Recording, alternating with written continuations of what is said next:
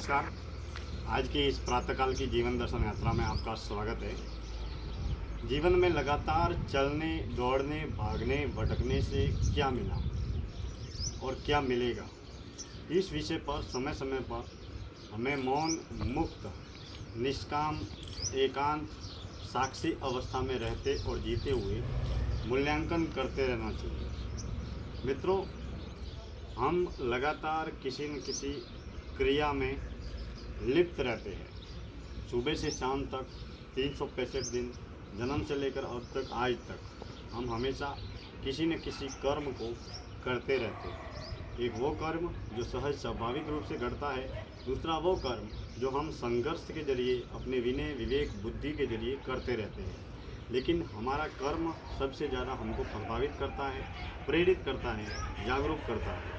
कर्म का पहला और आखिरी प्रभाव, वो भले भला प्रभाव हो या बुरा प्रभाव हो, सबसे पहले कर्ता को प्रभावित करता है। क्योंकि कर्म करने से पहले सबसे पहले कर्ता के मन में, दिमाग में विचार का जन्म होता है, और जिस विचार का जन्म होता है वही विचार वाणी में बदलता है, और वही विचार और वाणी फिर धीरे धीरे कर्म में बदलती है। अब वही कर्म जब हम बार बार दोहराते हैं तो वह संस्कार बन जाता है, आदत बन जाता है। इसीलिए मित्रों, हमारे संत, ऋषि मुनि और ज्ञानी लोग कहते हैं कि जीवन में सदैव अच्छी और सच्ची आदतों का निर्माण करते रहना चाहिए। अच्छी और सच्ची आदतों को जीवन में लाना चाहिए, ताकि हमारा जीवन एक सर्वश्रेष्ठ, चरित्रवान, व्यवहारिक और ईमानदार और एक गुणवान व्यक्तित्व का निर्माण हो सके। क्योंकि हम बार बार प्रयास करते हैं, इसके बावजूद भी हम अच्छी सच्ची आदतें सीख नहीं पाते हैं, अच्छे गुणों को अपना नहीं पाते हैं, और न चाहते हुए भी बुरे गुण, अवगुण, दुर्गुण या बुरी आदतें हमारे जीवन में आ जाती है। इसके लिए मित्रों, हमेशा हमें कर्म के प्रति सजगता और सात्विकता रखनी चाहिए, ताकि जीवन नियमित निरंतर आगे बढ़ने वाली यात्रा है, और इस यात्रा में हम अनुभव कर सकें कि वाकई में हमारे कर्म सबसे ज़्यादा हमको ही प्रभावित करेंगे।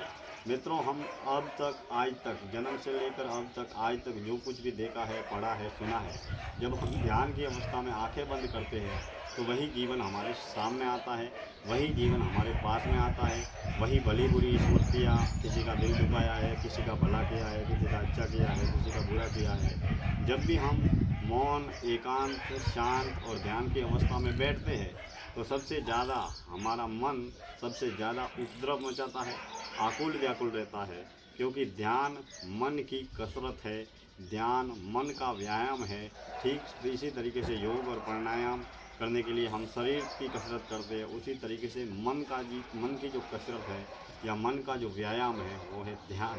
ध्यान की अवस्था में साधक को कुछ भी नहीं मिलता।